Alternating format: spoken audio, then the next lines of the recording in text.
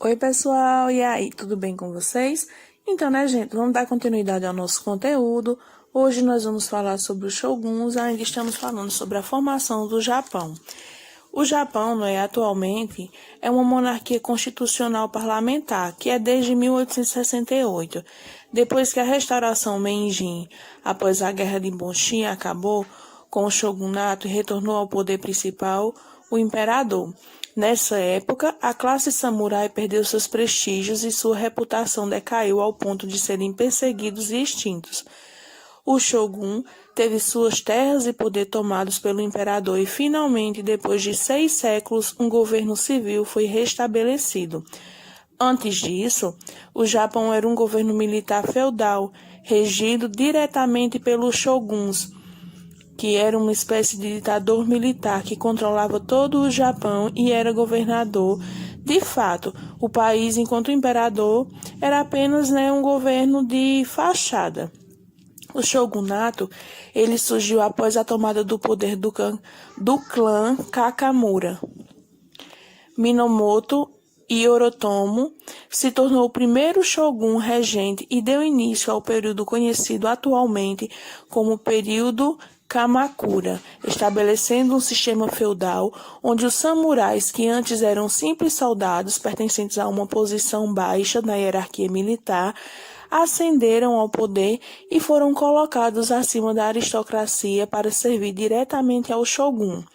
No entanto, houveram épocas em que o shogunato era derrubado por um golpe de estado perpetrado por clãs, tomando o poder do clã que regia o Japão, dando início a outro shogunato, fazendo com que o shogunato fosse dividido em 3 períodos, que foi o primeiro período, o Kamura, o segundo período, Ashikaga, e o terceiro período, Tokugawa. É importante falar sobre os anos que vigoraram o sistema do shogunato, que houve pouca possibilidade de mobilidade social, que é o quê? Onde você nasce em uma classe, você pouco tem probabilidade de conseguir sair dessa classe, certo? Quem era o shogun? Era um comandante militar supremo, que dizia se dever lealdade ao imperador, mas que na prática ele era quem exercia o poder.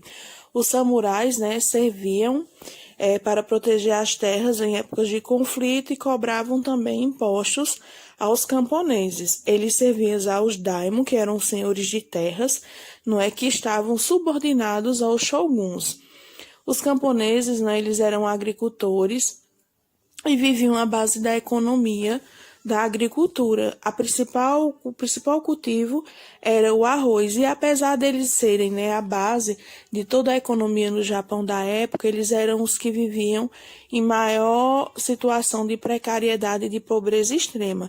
Tinham também os comerciantes, que viviam, desenvolviam a economia no Japão, que foi o que acelerou o processo de urbanização nas cidades do Império. Então, dessa forma, grande parte da sociedade trabalhadora vivia nas cidades em condições de vida de comerciantes e atividades comerciais. Esses comerciantes começaram a ascender dentro da sociedade e foi onde começaram a surgir os primeiros comércios e armazéns, que vendiam produtos de luxo, roupas, alimentos. Então, pessoal, é isso que nós temos para essa semana, certo? A nossa atividade, ela vai ser realizada na nossa videoconferência, tá bom? A respeito desse conteúdo. Então, não deixem de assistir a aula, prestar atenção para poder responder a atividade. Qualquer dúvida que vocês venham a ter, vocês já sabem, Entrem em contato para a gente poder resolver. Tchauzinho e se cuidem!